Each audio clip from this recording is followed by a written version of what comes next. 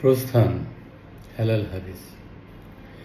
এখন তুমি কোথায় আছো, কেমন আছো, পত্র দিও। এক বিকেলে মেলায় কেনা খামখেয়ালি তাল পাখাটা খুব নিশীথে তোমার হাতে কেমন আছে, পত্র দিও। ক্যালেন্ডারের কোন পাতাটা আমার মতো খুব ব্যথিত, ডাগর চোখে তাকিয়ে থাকে তোমার দিকে, পত্র দিও।